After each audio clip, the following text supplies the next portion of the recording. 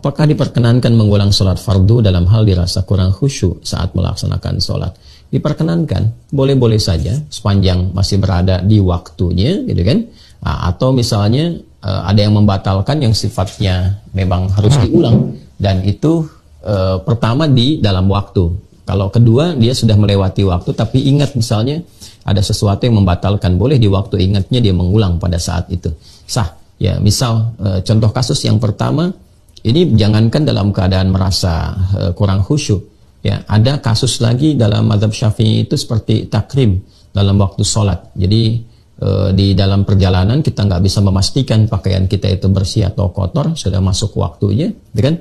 Namun diduga kalau sudah sampai ke tujuan bisa terlambat, ya, atau bahkan terlewat dugaan kita itu. Nah, itu ada yang dikenal dengan takrim auqatis shalah, ya, memuliakan atau segera menjemput waktu sholat.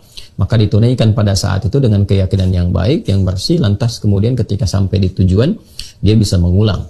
Nah, dalam kasus ini pun kita sholat terus merasakan misalnya makmum di depan imamnya kurang baik bacaan karena kondisi tertentu misalnya, kemudian kita ingin mengulang, diperkenankan, tidak ada masalah. Atau kita sholat merasa kurang khusyuk, kurang baik, setelah itu kita mencoba mengulangi, tidak ada masalah, silahkan, tidak ada larangan untuk mengulangi itu. Namun demikian, jangan diberikan atau dibiarkan kondisi seperti itu berlarut. Nah, maka dari itu pelajari tentang fikih bagaimana mendorong kita khusyuk dalam sholat. Saya sudah terangkan itu dalam sesi kajian yang saya kira cukup detail saya sampaikan. Pelajari sifat-sifat khusyuk itu sehingga kita bisa mengetahui apakah ini memang bagian dari yang tidak khusyuk atau was-was setan saja supaya kita gelisah dan selalu mengulang. Kan ada setan yang menggoda dari sejak selesai wudhu, namanya walhan, kemudian saat sholat namanya khinzib. Nah, itu nanti ada juga bagian dari was-was itu diberikan seakan-akan kita tuh nggak pernah khusyuk, padahal sholatnya sudah cukup baik. Ya, tingkat khusyuk yang paling rendah itu kata para ulama ketika seseorang sholat. Ya, karena di antara makna khusyuk itu kan al-khudu' wadzillah wassukun. Ya, bisa di tiga ini mungkin dapat khudu'nya saja, merendah, wadzillah, ya, upaya untuk merendahkan serendah-rendahnya, dan itu digambarkan dalam sujud. Makanya di Al-Bukhari nanti ada hadis, setan itu ketika melihat anak cucu Adam sujud, dia histeris, itu teriak. Dia katakan wailul li, celaka saya, kata setan. Dia kan andama umira ibnu Adam an yasjuda fayasjud fa umirtu an asjuda fala asjud. Ketika anak cucu Adam diperintahkan untuk sujud, dia segera sujud. Sedangkan aku diperintahkan sujud, aku tidak sujud. Dia histeris itu. Ya, makanya kalau masuk kategori al-khudu' bagian pertama dengan sholat saja, ada ulama yang menyebutkan sudah masuk kategori khusyuk, tapi paling rendah. Ya, khusyuk dalam arti praktikal, dia menunaikan sholat untuk bersujud kepada Allah, masuk formalitas.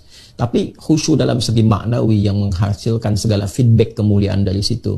Ya, dalam arti ada ketenangan, ya kan, sukun, tumaknina, zikir yang melahirkan ketenangan pada jiwa, manfaat sholatnya, merubah kepribadian jadi baik, yang mengabulkan doa, itu harus tahap kesukun nanti.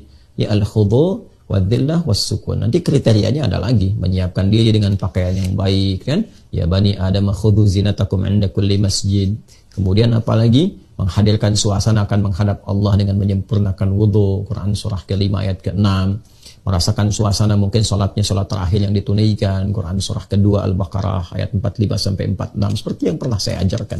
Ya, maka dalam kondisi itu pelajari supaya kita tidak dijebak dalam waswas syaitan. Ya, jadi setiap sholat nanti diulang. Nah, kalau ada perasaan begitu, itu setan yang sedang bermain. Ya, tapi kalau dalam kondisi tertentu saja kita merasakan nggak enak, kadang-kadang merasa. Saya juga pernah mengalami satu saat singgah di masjid transit, kemudian kita merasakan, oh ini imam agak kurang tepat nih bacaan gitu kan, agak kurang tepat, atau bahkan menemukan imam yang sebetulnya salah, tapi dia mempertahankan kesalahan gitu kan. Kita sudah subhanallah, dia nggak perbaiki, atau kita perbaiki dari belakang pura-pura nggak dengar gitu. Nah, itu biasanya seperti itu. Kadang saya suka ulangi sholat, kemudian memberikan pencerahan dengan cara yang baik kepada imamnya supaya menjaga fikih imam dengan baik. Nah, itu bisa dilakukan kondisi-kondisi yang dimaksudkan. Tapi kalau kondisinya was-was dan sebagainya, maka cepat ambil yang yakinnya dan pelajari sifat penjelasan tentang fikih sholat terkait dengan kehusyuan supaya tidak larut dalam godaan-godaan setan.